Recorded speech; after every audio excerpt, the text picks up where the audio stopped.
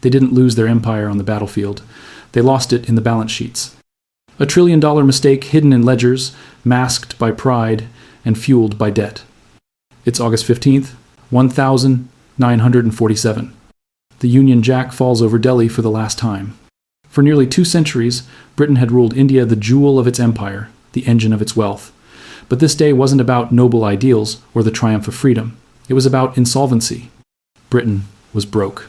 War debt had soared beyond 200% of GDP. The treasury was empty. Gold reserves, gone. The empire that once financed global trade through the pound sterling could no longer pay its own soldiers. The myth says Britain granted independence out of moral awakening. The truth is far colder. India was too expensive to hold. The British Empire had become a financial black hole, a machine that consumed more wealth than it produced. From London's marble halls to Calcutta's banks, one truth whispered through the corridors: the empire was overdrawn. For years, Britain had sustained its global reach through borrowed capital, colonial taxes, and IOUs called sterling balances.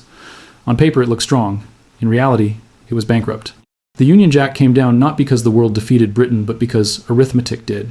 The empire had built its fortune on extraction and debt, and when that system collapsed, so did its power. What began as the richest empire in human history ended as a debtor nation begging America for a bailout. To understand how money destroyed the mightiest empire on earth, we have to go back to where the first pound was stolen, the birth of Britain's financial machine in India. It began with a signature. The 31st of December, 1600, Queen Elizabeth I granted a royal charter to a small group of merchants. Their creation, the East India Company, a company so powerful it would one day command armies, topple kingdoms, and drain a subcontinent dry. At first, it looked harmless, just trade. Spices, silk, tea. But beneath the ledgers and cargo manifests was a new kind of warfare economic conquest. By 1757, after the Battle of Plassey, the company seized Bengal's treasury and the right to collect taxes from 30 million people. It was no longer a trading firm. It was a shadow government. Within 5 years, it monopolized salt, opium, and textiles. Villages that once thrived on trade were forced into debt. Their weavers paid 40% below market price. Then came the Bengal famine of 1769-1770, killing up to 10 million people. The company didn't pause taxation, it raised it. Starvation wasn't an accident, it was policy. Every pound extracted from Bengal fed the rise of London's empire railways, mansions, and factories powered by Indian ruin. By 1900, India's share of global industry had collapsed from 25% to just 2%. Britain had rewritten the rules of empire. No longer did nations conquer with armies. They conquered with debt, monopolies, and taxes. But this machine of extraction had one fatal flaw. It depended entirely on one assumption that India's wealth was infinite. It wasn't. And when that wealth began to dry up, Britain's hunger turned inward, building a system of imperial debt that would one day destroy it from within. By the mid-1800s, the British Empire wasn't powered by gold or trade anymore. It was powered by debt. The empire had become a financial engine fueled by the colonies, financed by the colonies, and sustained by the illusion of infinite credit. After the 1857 Indian Rebellion, Britain crushed the uprising with brutal force, then sent India the bill. Every bullet, every regiment, every act of suppression was charged to Indian taxpayers. The message was clear: you will pay for your own chains. Then came the railways, the supposed gift of progress. Between 1860 and 1890, India's rail network exploded from 1,349 to over 25,000 kilometers. But the truth was darker. Those rails weren't built for Indians. They were built to move British troops and export raw materials. All contracts, iron, and engines had to be bought from British companies financed by Indian debt. For every mile of track laid, London grew richer and Calcutta sank deeper into obligation. By World War I, India wasn't just a colony, it was the empire's bank.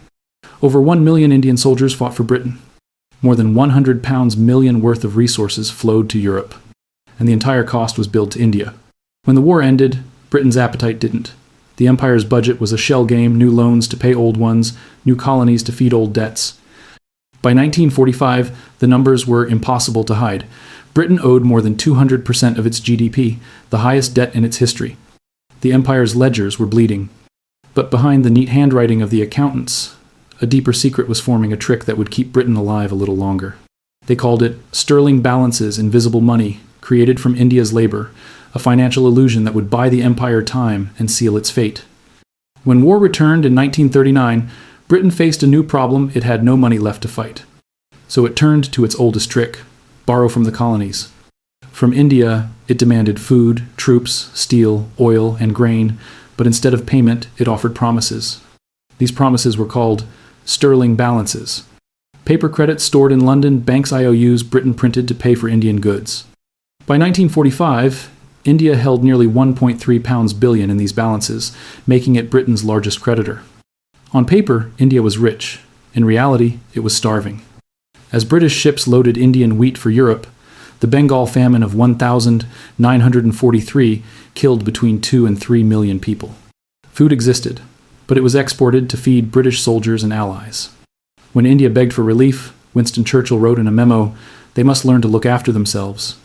It wasn't indifference, it was policy, a decision to preserve empire over life. The sterling balance system became Britain's lifeline and its poison. Each pound owed to India was a debt the empire could never repay.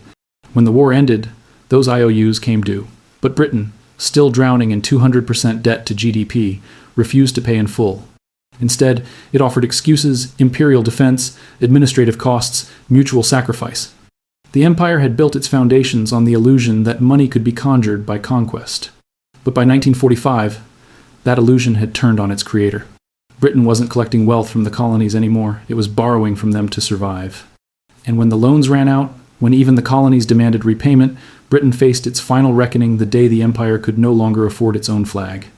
By 1947, the empire's facade was cracking. Britain had won the war, but lost its solvency. The treasury was empty, imports exceeded exports, and without India's wealth, the empire's financial engine was gone. To stay afloat, Britain begged the United States for a $3.75 billion loan, plus another $1.9 billion from Canada loans so large they took until 2006 to fully repay. That was the true cost of empire. 6 decades of debt for a fleeting illusion of power.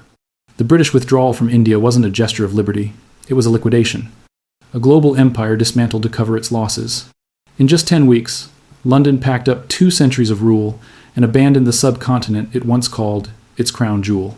Behind the ceremony of independence was panic. Britain couldn't afford to stay another day. Without India's tax revenue and trade surplus, the empire's currency, the pound sterling, collapsed in global markets. By the 1,960 one by one, colonies were granted independence not out of idealism, but necessity. The empire that once ruled a quarter of humanity dissolved into a shadow of itself, the Commonwealth. But history didn't end there. It just changed address. Today, America carries the same burden Britain once did: global bases, trillion-dollar wars, and a mountain of debt. Its dominance rests not on colonies, but on the dollar's supremacy, enforced through credit, consumption, and control. Yet the lesson remains unchanged. Empires don't fall because they are defeated. They fall because they go broke. When debt replaces productivity and illusion replaces wealth, collapse becomes inevitable. The British Empire didn't die in war. It died in debt, strangled by the very system it created to rule the world.